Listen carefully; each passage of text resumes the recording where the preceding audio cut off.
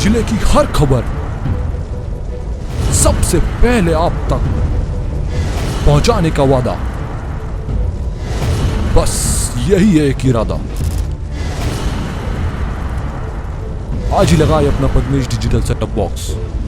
नमस्कार, आप देख रहे हैं पद्मेश 24/7। कृष्णा संडे के साथ बुलेटिन की शुरुआत करते हैं हेडलाइंस से।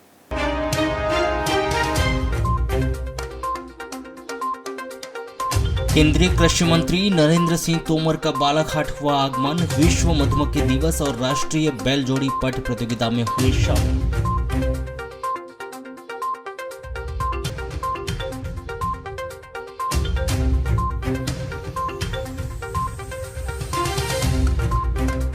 वन विभाग और पुलिस की टीम ने संयुक्त रूप से ग्राम भटेरा में की छापामार कार्रवाई। रेत के अवैध उत्खनन और परिवहन से जुड़े मामले में 10 ट्रैक्टर ट्रॉली किए गए जब्त। कार्रवाई होती देख मचा हड़कंप।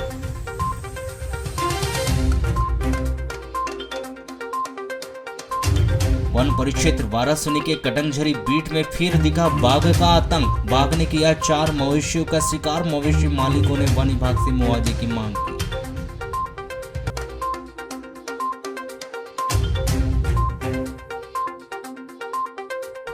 जिला खेल व युवा कल्याण कार्यालय से जारी हुआ फरमान। अब मुन्ना स्टेडियम में खेलने पर लगेगा चार्ज। मैदान के बाहर लगाए गए खेल के बदले शुल्क वसूलने की लिस्ट।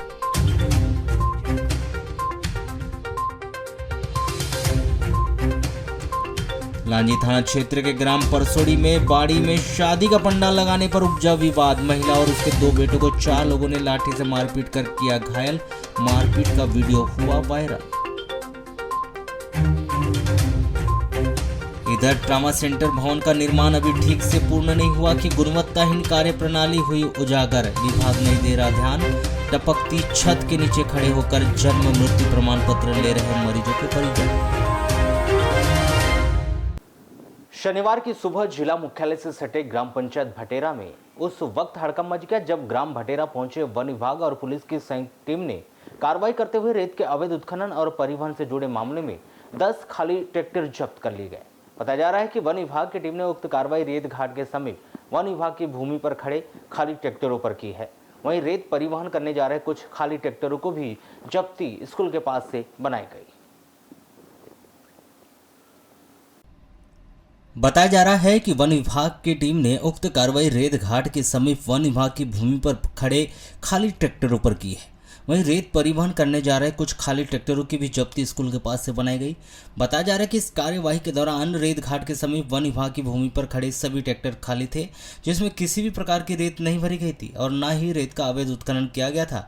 लेकिन वन विभाग ने रेत के अवैध उत्खनन और परिवहन की आशंका जताते हुए सभी 10 ट्रैक्टरों को जब्त कर लिया और पंचनामा कार्रवाई कर सभी जब्त ट्रैक्टरों को पंचायत के सुपुर्द कर दिया गया है। बताया जा रहा है कि सभी ट्रैक्टर चालकों के खिलाफ वैधानिक कार्रवाई कर उनसे जुर्माना वसूल किया जाएगा। उसके बाद ही जब्त किए गए ट्रैक्टर रिलीज करे जाएंगे। बताया जा रहा है कि सोमवार की सुबह करीब 8 बजे जैसे ही पुलिस और वन विभाग के अधिकारी कर्मचारी उक्त कार्रवाई को अंजाम देने के लिए ग्राम भटेरा पहुंचे तो वैसे ही वहां हड़कंप मच गया, जहां वन विभाग की भूमि पर खड़े खाली ट्रैक्टरों पर की गई कार्रवाई और ट्रैक्टर जब्ती की कार्रवाई से ग्रामीण भी नाराज हो गए, जिससे कुछ देर के लिए वहां का माहौल भी गर्म हो गया। जहां खाली ट्रैक्टर जब्ती की कार्रवाई पर ग्रामीणों की नाराजगी को देखते हुए विभागीय टीम ने जब्त ट्रैक्टर को वन विभाग कार्यालय ले जाने के बजाय पंचनामा कार्रवाई बनाकर QR जारी कर उसे पंचायत के सुपुर्द कर दिया गया।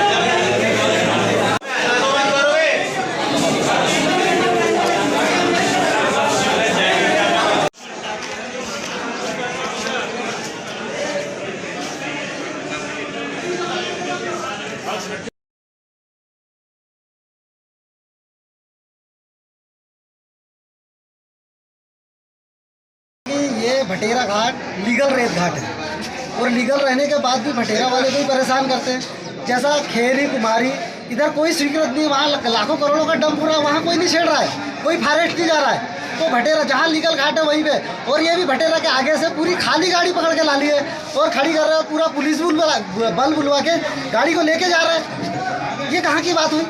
तो क्या कार्रवाई उचित है क्या? ये कार्रवाई अनुचित है, ऐसी कार्रवाई तो करना ही नहीं चाहिए। ये तो फॉरेस्ट पैसे से बिके हुए हैं, जो जहाँ पर पैसा देता है वहाँ पे आके गाड़ी पकड़ते हैं। तो कहाँ पर कार्रवाई की गई इनके? ये ग्राम पंचायत भटेरा, बटरम के साइड में, ये स्कूल के पास आखिर के नीचे। गाड़ी खाली थी कि भरी थी? पूरी गाड़ी खाली है। क्या चाहते हो आप? हम यही चाहते हैं कि ये खाली गाड़ी है, ये छोड़ा जाए, कोई कार्रवाई नहीं किया जाए, और नहीं तो जहाँ अनलीगल चल रहा है उसको पहले बंद कराया जाए। हमारा ये कहना है, वो पूरे गांव का कहना है कि जहाँ पर अनलीगल रेत निकल रही है, वहाँ लाखों करोड़ों का डंप हो रहा है, वहाँ कुछ कोई छेड़छाड़ नहीं, कोई कार्रवाई नहीं, और जहाँ लीगल है वहाँ पर परेशान किया जा रहा है पब्लिक को। आज सुबह करीबन 8 बजे फॉरेस्ट वाले पहुँचे रेत घाट की तरफ। जो पिछले वर्ष फॉरेस्ट ने यही जगह को माइनिंग की बता करके हमारे गांव के सभी ट्रैक्टर वाले वहां से रेत ला रहे थे, जो आज अचानक फॉरेस्ट की टीम पहुंची और कुछ ट्रैक्टर वाले को जब्त किए, जिसमें वो पूरे ट्रैक्टर खाली थे, जिसमें आज सुपुर्दनामा में पंचायत के सुपुर्द छोड़ दिया गया। कहाँ से जब्त किया गया है? वो रेत घाट से। रेत घाट। तो कितने ट्रैक्टर हैं जिनको? 10।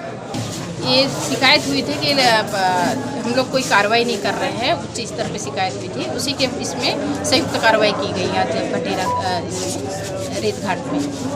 कितने ट्रैक्टरों को जब्त किया गया है? अभी जब्त नहीं किए हैं, पीआर जारी किए गए हैं और सुपुर्द की सरपंच के इसमें किए हैं हमने, और इसके बाद अभी कार्रवाई चल रही है। क्या कार्रवाई हुई मैडम इन लोगों में? अभी तो क्या है, रेत इनके यानी ट्रैक्टरों में नहीं पाई गई, लेकिन हमारे वन क्षेत्र में इनको पकड़ा गया है। कितने ट्रैक्टर होंगे? लगभग नहीं, 10 ट्रैक्टर है। अभी फिलहाल क्या कार्रवाई की जा रही है? जैसे पर काफी अभी तो पीआर जारी कर रहे हैं। तो ट्रैक्टर मैडम लेके जा रहे हो कि ट्रैक्टर यहाँ पंचायत के सुपुर्द में रहेगी, जुर्माने के बाद फिर कितना का जुर्माना किया जाएगा? जुर्माना तो अभी डीएम मैडम आदेश करेंगे। वारासुनी थाना क्षेत्र के अंतर्गत आने वाले ग्राम गर्रा में शनिवार को गर्रा चौक से सब्जी लेकर वापस घर लौट रहे एक मजदूर की यात्री बस की चपेट में आने से मौके पर ही मौत हो गई। जहां मजदूर की मौत होने से गुस्साए मृतक के परिजन और अन्य मजदूरों ने शव को सड़क पर रखकर चक्का जाम कर दिया। जहां प्रदर्शन कर रहे मजदूरों और मृतक के परिजनों ने उचित मुआवजा न दिए जाने तक चक्का जाम शुरू रखने और मुआवजा मिलने के बाद ही प्रदर्शन खत्म करने की चेतावनी दी। इस सड़क हादसे की भेंट चढ़े मजदूर का नाम मूलतः थाना लालबरा के ग्राम गणेशपुर हाल मुकाम गर्रा निवासी 60 वर्षीय पतिराम कावरे बताया गया है, जिसकी यात्री बस की चपेट में आने से मौके पर ही मौत हो गई, जिस पर स्थानीय लोगों ने चक्का जाम कर यातायात बाधित कर दिया। जहां देर रात खबर लिखे जाने तक उनका प्रदर्शन जारी रहा। प्राप्त जानकारी के अनुसार थाना लालबर्रा के ग्राम गणेशपुर निवासी पतिराम कावरे अपने पुत्र कमलेश कावरे और पत्नी सहित अन्य परिजनों के साथ ग्राम गर्रा में किराए के कमरे में रहता था, जो गर्रा स्थित जैक्सन टाइल्स कंपनी में मजदूरी का कार्य कर अपने परिवार का पालन पोषण करता था। बताया जा रहा है कि पतिराम रोजाना की तरह शनिवार की रात करीब 8:30 बजे सब्जी लेने के लिए गर्रा चौक की तरफ गया था। वह सब्जी लेकर वापस घर की ओर लौट रहा था। वह गर्रा चौक से वारासुनी रोड पर करीब 100 मीटर दूर पहुंचा ही था कि बालाघाट से वारासुनी की ओर तेज रफ्तार से आ रही वर्मा ट्रेवल्स कंपनी की एक यात्री बस ने उसे अपनी चपेट में ले लिया। जब बस की चपेट में आने से मौके पर ही उसकी मौत हो गई। जहां सड़क हादसे में मजदूर की मौत होने की सूचना मिलते ही वहां लोगों का हुजूम लग गया। जहां जैक्सन टाइल्स में काम करने वाले उसके साथी मजदूर भी मौके पर पहुंच गए, जिन्होंने मृतक के परिजनों के साथ मिलकर चक्का जाम कर वहां का यातायात पूर्ण तरह बाधित कर दिया। पता जा रहा है कि शनिवार शाम 8-8:30 बजे शुरू हुआ यह प्रदर्शन रात्रि 11 बजे तक बाद भी चलता रहा, जहां मृतक के परिजनों के द्वारा उचित मुआवजा न मिलने तक सड़क पर शव रखकर प्रदर्शन जारी रखने की बात कही गई। आपको बता दें कि मजदूर की मौत से गुस्साए लोगों के द्वारा किए गए चक्का जाम प्रदर्शन से गर्रा से वारासुनी मार्ग कई घंटों तक जाम रहा, जहां खबर लिखे जाने तक प्रदर्शन जारी ही था। उधर मामले की सूचना मिलते ही बालाघाट, वारासुनी, लालबरा और यातायात की टीम पुलिस बल के साथ मौके पर पहुंची, जहां देर रात तक प्रदर्शन कर रहे लोगों को पुलिस के द्वारा समझाइश देकर चक्का जाम खत्म करने के लिए कहा गया, लेकिन प्रदर्शनकारी नहीं माने, जो मुआवजे की मांग को लेकर देर रात तक प्रदर्शन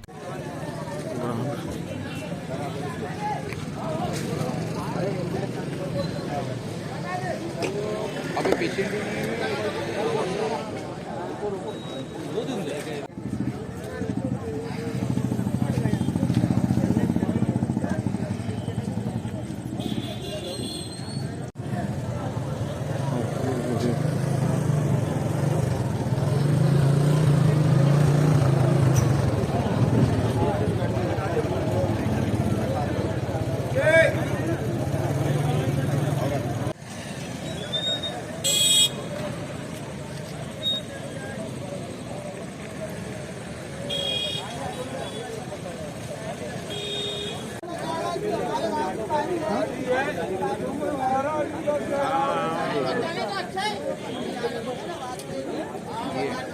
लेजेंड ऐसे बंदे भी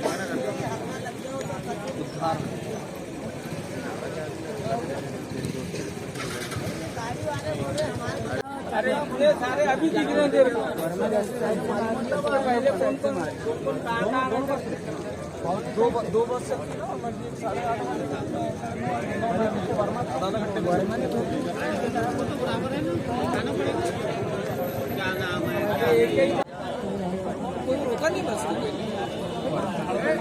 वाराणसी में रुक जाएगी, कहाँ जाएगी?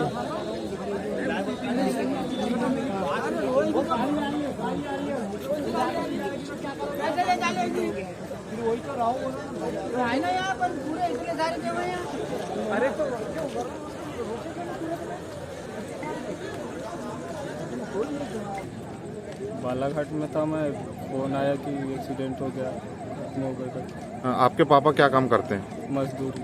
कहाँ पे? Jackson tiles. तो रहना कहाँ होता है इनका? यही अंदर जैक्सन टाइल्स। अच्छा, तो यहाँ से क्या रोड से कहीं जा रहे थे या क्या जानकारी लगी अभी आपको? घर आ रहे थे सब्जी लेकर। सब्जी लेके घर आ रहे थे, तो क्या हुआ फिर? इस बस वाले ने ठोक दिया। कौन सी बस है, ऐसी कोई जानकारी लगी क्या? वर्मा बोलते। वर्मा बस।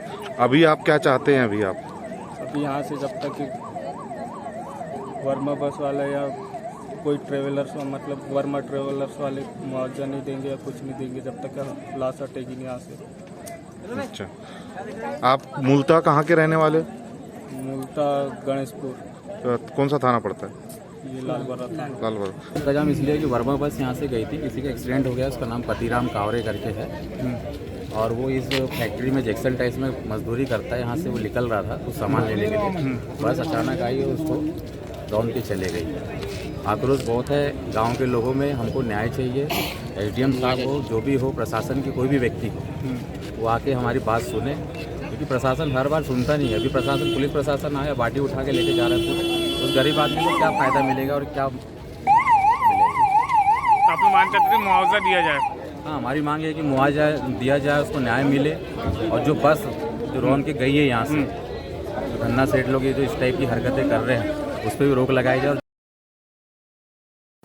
जनता की सुविधा को ध्यान में रखते हुए उद्यान का निर्माण तो कर दिया जाता है, लेकिन उसमें पर्याप्त सुविधा उपलब्ध नहीं कराए जाने के कारण उद्यान सिर्फ 100 पीस बनकर रह जाते हैं और इसका लाभ वार्डवासी जनता नहीं उठा पाती।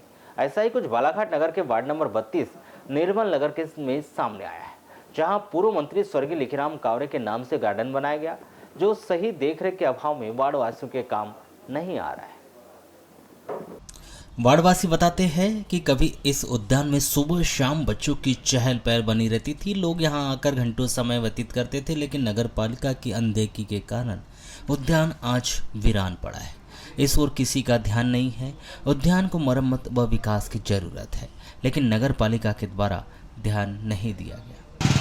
अभी स्थिति ठीक है, पर इसमें थोड़ा सा काम होना चाहिए। बैठने के लिए लाइट वाइट उतनी प्रॉपर नहीं है। साफ सफाई का, लाइट की व्यवस्था अंदर। क्या स्थिति में देख रहे हैं? स्थिति तो पूरा बंद रहता है भैया, ये 24 घंटे। मैं तो 5-6 साल से देख रहा हूँ, लेकिन यहाँ कोई न गार्डनिंग है, न कोई कुर्सियाँ लगी है। थोड़ा ठंडक बना गर्मी में खासकर होना चाहिए, उस टाइप का यहाँ है नहीं है।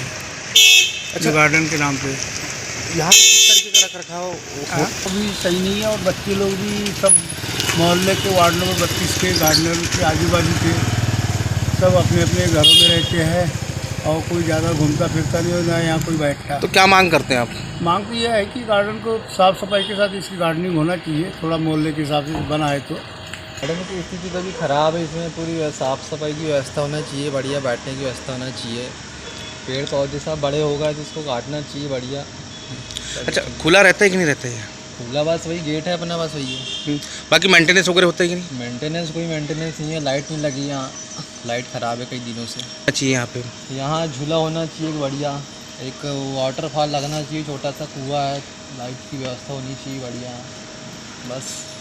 जब इस विषय पर सीएमओ नगरपालिका से चर्चा की गई तो उन्होंने बताया कि सरकार के द्वारा अमृत योजना चलाई जा रही है, जिसमें एक गार्डन भी लिया जाएगा। शहर में जितने भी गार्डन हैं, शासन से इसके लिए फंड मांगा जाएगा और डीपीआर बनाकर शासन को प्रस्ताव भेजा जाएगा। यह मामला नगर से जुड़े खेल मैदानों से है, जहां बालाघाट जिले में एक ओर शिक्षा दिन ब दिन महंगी होती जा रही है, तो अब वहीं दूसरी ओर अब खेलों को भी महंगा कर दिया गया है। जहां नगर में बच्चों को खेलने के लिए खेल मैदान ही नहीं है, तो वहीं दूसरी ओर जहां खेल मैदान है वहां भी खिलाड़ियों से शुल्क वसूली की जा रही है, जिस पर खिलाड़ी और खेल संघ से जुड़े पदाधिकारियों ने आपत्ति दर्ज कराते हुए खेल के बदले पैसे लिए जाने की बात पर ऐतराज जताया, जिन्होंने इस फरमान के विरोध में आंदोलन किए जाने की चेतावनी दी। जिले में खेल मैदान न होने का खामियाजा इन दिनों खिलाड़ियों को भुगतना पड़ रहा है। वहीं खेल मैदान न होने का फायदा संबंधित विभाग जमकर इसका फायदा उठा रहा है। बताया जा रहा है कि नगर में उत्कृष्ट विद्यालय मैदान है, जहां आए दिनों सरकारी कार्यक्रम होते रहते, जिसके चलते खिलाड़ी को खेलने का अवसर नहीं मिल पाता। तो वहीं सभी प्रकार के खेल इस खेल मैदान में नहीं हो सकते। तो वहीं नगर पालिका के चंद्रशेखर मैदान में हॉकी मैदान का काम चल रहा है, जो अब तक पूरा नहीं हो पाया। यहाँ भी खिलाड़ियों की खेलने की जगह नहीं है। इसके अलावा पुलिस लाइन ग्राउंड में खेल मैदान है, लेकिन वहाँ केवल विभागीय खेलों का आयोजन किया जाता है और अन्य खिलाड़ियों को खेल का मौका वहाँ नहीं मिल पाता। तो फिर CCF कार्यालय के अधीनस्थ आने वाले रेंजर कॉलेज के खेल ग्राउंड में खिलाड़ियों से खेल के नाम पर पैसों की वसूली की जाती है, जहां बाकायदा खेलने वाले जाने वाले खिलाड़ियों से शुल्क लेकर उन्हें शुल्क की रसीद मुहैया कराई जाती है। ऐसे में खिलाड़ियों के पास एकमात्र मुन्ना स्टेडियम मैदान ही शेष बचा हुआ था। दानवीर मुन्ना जी के द्वारा खेल के लिए दान में दिए गए इस मैदान से भी अब खेल प्रैक्टिस के बदले खिलाड़ियों से शुल्क की वसूली की जाएगी, जहां 1 तारीख से अलग अलग खेलों का अलग अलग शुल्क खिलाड़ियों से वसूला जाएगा, जिसके आदेश जिला खेल एवं युवा कल्याण कार्यालय से जारी कर दी गए। वहीं खिलाड़ियों से वसूले जाने वाले शुल्क की लिस्ट खेल मैदान के ग्राउंड स्थित प्रवेश द्वार पर पेंट के द्वारा लिखवा दी गई है। मतलब साफ है कि जो खिलाड़ी पहले निःशुल्क प्रैक्टिस कर देश विदेश में बालाघाट सहित पूरे भारत में नाम रोशन कर रहे थे, उन्हीं खिलाड़ियों को अब अपनी प्रतिभा को निखारने या खेल की प्रैक्टिस के लिए प्रति माह शुल्क अदा करना होगा। यहाँ लगी लिस्ट के अनुसार इस मैदान में फुटबॉल खेलने वाले प्रत्येक खिलाड़ी को 200 रुपये, बैडमिंटन के खिलाड़ी से 400 रुपये, टेबल टेनिस के खिलाड़ी से 100 रुपये, जिम वाले खिलाड़ी से 400 रुपये, कराटे के खिलाड़ी से 100 रुपये, क्रिकेट के खिलाड़ी से 200 रुपये, टेबल टेनिस के खिलाड़ी से 100 रुपये, एथलेटिक्स गेम के खिलाड़ी से 100 रुपये, वॉलीबॉल के लिए 50 रुपये, ग्लेडियर्स गेम्स के लिए 500 रुपये, कबड्डी के लिए 50, तो वहीं स्टेडियम भ्रमण, वर्कआउट और ओपन जिम के लिए 100 रुपये प्रत्येक खिलाड़ी से वसूले जाएंगे, जहां खिलाड़ियों को खेलों के शुल्क निर्धारण के अनुसार पैसा देना होगा। बताया जा रहा है कि यदि खिलाड़ी शुल्क जमा नहीं कर रहे तो उन खिलाड़ियों को इस मैदान में प्रैक्टिस करने नहीं दिया जाएगा।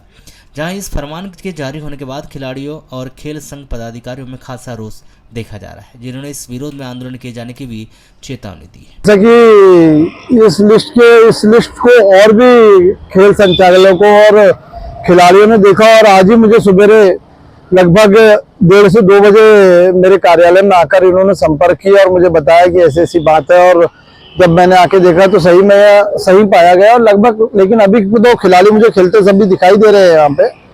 लेकिन अगर ये शुल्क लिया जाएगा बच्चों से, और जैसा कि अपन सब जानते हैं बालाघाट के इतिहास को कि बालाघाट से एक क्रिकेट खिलाड़ी, और जैसे कि मैं क्रिकेट से रिलेटेड हूँ, जिला क्रिकेट संघ से रिलेटेड हूँ, तो क्रिकेट में अपने यहाँ के कितने बच्चे, आप और मेरा भी कई दिनों से संपर्क चलते रहता है, आप भी देखते हैं, आप अपने अखबारों में लगाते हैं, उसके लिए हम आपका धन्यवाद हमेशा अदा करते हैं कि हमारे यहाँ के जो रणजी ट्रॉफी खेल रहे हैं लड़के, डिवीजन खेल रहे हैं, उनमें मैंने निरंतर बालाघाट जिले से खिलाड़ियों की खान है।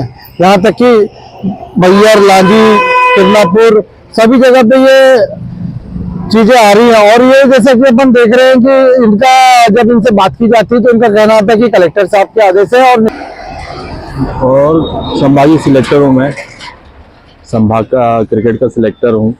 मैंने जैसे ही आया यहाँ देखा स्टेडियम में ये लिस्ट टंगी हुई है, तो मुझे सब खिलाड़ियों ने बोला कि हमसे 200 रुपये 400 रुपये इस टाइप की फीस वसूली करने की बातें चल रही है।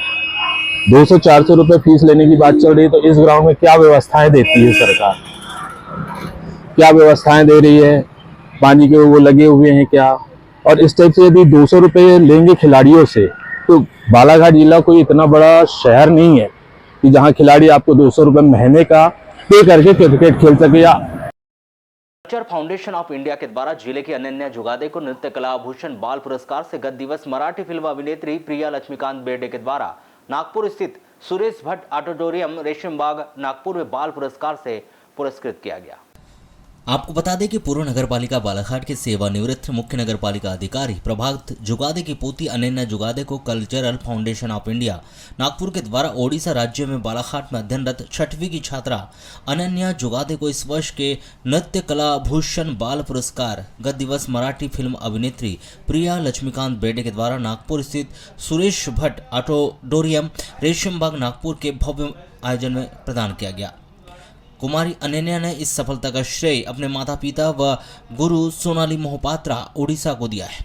आपको बता दें कि अनन्या जुगादे नूतन कला निकेतन बालाघाट के वरिष्ठ कलाकार व पूर्व नगरपालिका बालाघाट के सेवानिवृत्त मुख्य नगरपालिका अधिकारी प्रभात जुगादे की पोती है, जिन्हें पिता अमोल जुगादे और माता सोनल जुगादे ओडिसी नृत्य द्वारा उज्जवल भविष्य के लिए शुभकामनाएं दी है।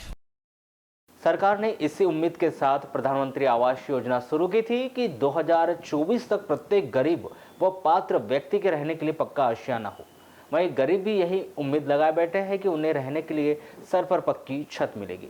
लेकिन सच तो यह है कि आज भी गरीब व पात्र व्यक्ति को योजना का लाभ लेने के लिए सरकारी दफ्तरों के वे चक्कर काट रहे हैं। आज भी वे टूटे फूटे कच्चे मकानों में जिंदगी बसर करने के लिए मजबूर है। जब पद्मेश 24/7 की टीम जिला मुख्यालय से 12 किलोमीटर दूर ग्राम पंचायत कोकाडी पर पहुंची तो जानकारी लगी कि करीब 60 गरीब हितग्राहियों को इसका लाभ अभी तक नहीं मिल पाया।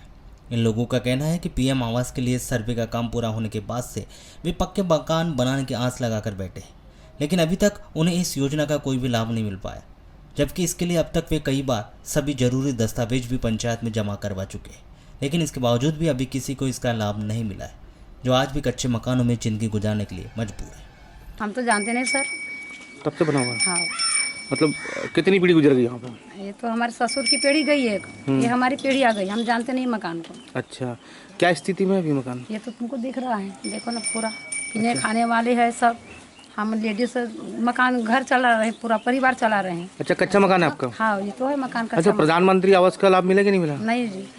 तो आपने कभी फॉर्म डाले थे कि नहीं डाले थे अपना? नहीं, फार्म नहीं डाले अभी। नहीं, आपने बोले थे कि नहीं बोले? फार्म डाले नहीं भैया। अच्छा, फार्म डाले हो ना? हाँ। तो कितने सालों से आप इंतजार कर रहे हो? हाँ, हम तो अब जब से मकान आता है जी तब से कह रहे हैं कि हमारा मकान आज भी आ जाए तो बांध लेंगे।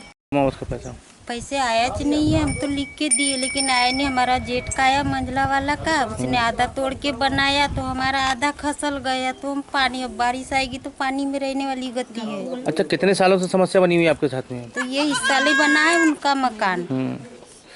तो समस्या सर ये है कि भाई मेरा प्रधानमंत्री आवास योजना में सूची में नाम है, और इसके पहले भी पूर्व सरपंच को मतलब अपना आपत्ति पेश बताया था, और वर्तमान सरपंच, लेकिन अभी तक प्रधानमंत्री आवास योजना में राशि डली नहीं, और करीब में बरसात है, तो सर अभी भारी संकट में हूँ। ताकि असम निवेदन है कि अतिशीघ्र राशि डालने की कृपा करेगा। अच्छा, क्या स्थिति में मकान आपका? मकान वही क्षतिग्रस्त है। जब इस संबंध में प्रधानमंत्री आवास योजना प्रभारी नेत्रा यादव से दूरभाष पर चर्चा की गई तो उन्होंने बताया कि 2023 का टारगेट नहीं आया है। 24,000 लोग अभी भी बचे हैं जिनका लक्ष्य आना बाकी है। सभी का पंजीयन हो चुका है, लक्ष्य आने के पर ही राशि जारी कर दी जाएगी। जून माह में नीमच में आयोजित 51वीं राज्य स्तरीय तैराकी प्रतियोगिता को लेकर स्थानीय धनराज कॉम्प्लेक्स के तैराकी संघ कार्यालय में बैठक का आयोजन किया गया। इस प्रतियोगिता के माध्यम से बालाघाट टीम का चयन किया जाएगा। इस प्रतियोगिता के माध्यम से बालाघाट टीम का चयन किया जाएगा, जिसको लेकर बालाघाट में 34वीं जिला स्तरीय तैराकी प्रतियोगिता का आयोजन 24 मई को green valley public school Dongriya में 24 मई को green valley public school Dongriya के स्विमिंग पूल में प्रातः 7 बजे से आयोजित होना है। इस बैठक के संबंध में जिला तैराकी संघ के सचिव महेंद्र सुराना ने बताया कि 1 जून से 5 जून तक 51वीं राज्य स्तरीय तैराकी प्रतियोगिता नीमच में आयोजित होनी है। इस प्रतियोगिता में माध्यम से ही बालाघाट की टीम का चयन करेंगे जो राज्य स्तरीय प्रतियोगिता में हिस्सा लेगी, जिसको लेकर तैयारी प्रतियोगिता का आयोजन किया जा रहा है, जिसमें तैराकी प्रतियोगिता की विधाओं में free style, back stroke, best stroke और बटरफ्लाई व रेलवे जॉब बालक बालिका जूनियर ग्रुप और सब जूनियर ग्रुप और सीनियर ग्रुप के खिलाड़ी की उम्र के अनुसार इसमें वे हिस्सा लेंगे। इस प्रतियोगिता जबलपुर से OMIM के लिए जबलपुर से OMIM तैराकी कोच प्रशांत कुशवाहा योगेंद्र सिंह ठाकुर के मार्गदर्शन में संपन्न होगा। वन परिक्षेत्र बारासुनी के अंतर्गत आने वाले ग्राम पंचायत कटंगझरी के पटेल टोला बीट के जंगल क्षेत्र में शुक्रवार को बाघ ने 4 मवेशियों का शिकार कर दिया, जिससे मवेशी मालिकों को करीब लाखों का नुकसान हुआ है व बाघ के आतंक से ग्रामीण जन भी परेशान है। प्राप्त जानकारी के अनुसार पटेल टोला कटंझरी निवासी ओमकार उइके दिलीप सय्याम अपने मवेशियों को चराने के लिए शुक्रवार को जंगल की ओर छोड़े गए थे, परंतु देर शाम तक उनके मवेशी घर वापस नहीं आए, जिसके बाद मवेशियों के आसपास पतासाजी की गई, परंतु कहीं भी कुछ पता नहीं चला। शनिवार को सुबह ग्रामीण मवेशी की तलाश में जंगल की ओर गए तो 4 मवेशी अलग अलग स्थान पर मृत अवस्था में मिले। वह बाघ भी दिखाई दिया, जो ग्रामीणों की आहट सुनकर भाग गया। इस तरह बाघ ने पटेल टोला कटंझरी निवासी ओमकार उइके के घर की एक गाय, 2 बैल, दिलीप सय्याम के घर का एक बैल का शिकार कर दिया, जिससे दोनों मवेशी मालिक को करीब 1.5 से 2 लाख रुपए का नुकसान हुआ। साथ ही गांव के नजदीक बाघ के आने से ग्रामीण जन दहशत में जी रहे हैं। आपको बता दें कि जनपद पंचायत लालबरा के अंतर्गत आने वाले ग्राम पंचायत कटंझरी व वन परिक्षेत्र वारासोनी के कटंझरी बीट के ग्राम पटेल टोला जंगल से लगा हुआ है। वह इस क्षेत्र में विगत दिनों से बाघ गांव के नजदीक दस्तक देने के साथ ही मवेशियों पर हमला भी कर चुका है, क्योंकि पटेल टोला जंगल से लगा हुआ है और वन्य प्राणी किसी भी समय गांव के नजदीक आ जाते हैं। इसकी सूचना ग्रामीणों के द्वारा वन विभाग को भी दे दी गई, परंतु वन विभाग के द्वारा वन्य प्राणी बाघ को पकड़कर सुरक्षित स्थान पर नहीं छोड़ा जा रहा है, जिससे ग्रामीण जनों में दहशत का माहौल बना हुआ है और वे घर से बाहर निकलने से अब कतरा रहे। मतलब शेर द्वारा जानवर मारा गया। कब की घटना ये? कल शाम की। कितने जानवर का शिकार किया है? 4। तो कितने बजे की घटना ये? 4 बजे यानी वहाँ से मतलब यानी तूफान आया और पानी आया, उसी समय जानवर मतलब निकल के इधर मतलब यानी भागे। आप लोगों को पता चला? सवेरे मतलब सुबह पता चला। बीते वर्षों में जिला चिकित्सालय में बनाया गया ट्रॉमा सेंटर भवन की छत अब टपकने लगी है। इस बिल्डिंग की छत टपकने की वजह से जिला चिकित्सालय बालाघाट के जन्म मृत्यु पंजीयन विभाग में आ रहे जन्म प्रमाण पत्र लेने मरीजों के परिजनों को इसका खामियाजा भी उठाना पड़ रहा है। बीते वर्षों में जिला चिकित्सालय में आधुनिक उपकरण से लैस हाईटेक भवन ट्रॉमा सेंटर का निर्माण किया गया था, जिसमें यह भी बताया गया था कि यहां पर हाईटेक उपकरणों से सुसज्जित ट्रॉमा सेंटर बनाया जाएगा, जिससे गंभीर बीमारियों सहित मरीजों को आधुनिक मशीनों की सुविधाएं दी जाएगी। किंतु यह ट्रॉमा सेंटर महज एक प्रसूति वार्ड बनकर ही रह गया। किंतु इस बने ट्रॉमा सेंटर के निर्माण कार्य में गुणवत्ता युक्त नहीं होने के कारण महज ही कुछ वर्षों में बीते कि अब ट्रॉमा सेंटर की छत भी टपकने लगी है। जबकि देखा जाए तो अभी भी ट्रॉमा सेंटर में निर्माण कार्य किया ही जा रहा है, किंतु जिस संबंधित विभाग के द्वारा यह निर्माण कार्य किया जा रहा है उनके द्वारा गुणवत्ता युक्त निर्माण कार्य नहीं करने की वजह से ट्रॉमा सेंटर की छत अब टपकने लगी है। ताज़ा मामला ट्रॉमा सेंटर स्थित जन्म मृत्यु पंजीयन शाखा का है, जहां पर मरीजों के परिजनों को जन्म मृत्यु प्रमाण पत्र सहित अनेक दस्तावेज दिए जाते हैं। वहीं पर ट्रॉमा सेंटर की छत टपक रही है, जिसके कारण जन्म मृत्यु प्रमाण पत्र शाखा में दस्तावेज तो खराब हो ही रहे हैं, साथ में जो इलेक्ट्रॉनिक्स कंप्यूटर व इलेक्ट्रॉनिक्स उपकरण है वह भी इस टपकती छत के नीचे आ रहे हैं, जिससे कभी भी भवन में इलेक्ट्रिक करंट फैलने की संभावना बनी हुई है। और इस पर इतनी ज़्यादा गंदगी भी व्याप्त है कि मरीजों के परिजन जो यहाँ आवश्यक दस्तावेज लेने आ रहे हैं, मरीजों के परिजन भी अब वहाँ खड़े रहना भी पसंद नहीं कर रहे। वह उनका कहना है कि जिस प्रकार से ट्रॉमा सेंटर के इस ओर से गंदगी और टपकती छत का आलम है, उसे विभाग के द्वारा तुरंत ही संज्ञान में लेकर उचित कार्रवाई करनी चाहिए। जैसे आप यहाँ किस काम से आए थे? मैं जन्म प्रमाण पत्र लेने आया था। ये जो पानी ये टपक रहा है ये अच्छी बात नहीं है, इसकी थोड़ी सी पानी की मरम्मत हो जाए, बंद हो जाए तो अच्छी बात है। अच्छा, जैसे आप यहाँ आए तो क्या बदबू भी आ रही है? पेशाब की बदबू आ रही थोड़ी सी। साफ सफाई को लेकर के कुछ होना चाहिए तो अब जो है उसके आगे क्या बोलेंगे भैया अपन। हाँ, मतलब व्यवस्थाएं होना चाहिए यहाँ पे। जैसे यहाँ पे आए तो क्या बदबू आ रही है? क्या आ रही है? नहीं, पानी वानी टपक रहा है। अच्छा, किस प्रकार की व्यवस्था रहनी चाहिए यहाँ पे? तो ठीक व्यवस्था रहना चाहिए मेरे ना। अंदर तो सर नहीं गया, बट वहाँ पे पूरी गंदगी संडास वंडास कर दिए गया। और अभी जैसे यहाँ खड़े हैं तो किस प्रकार की बदबू आ रही है? बदबू तो बहुत आ रही है, आप भी देख रहे हो। अच्छा, हॉस्पिटल प्रबंधन को क्या करना चाहिए? साफ सफाई के प्रति ध्यान देना चाहिए।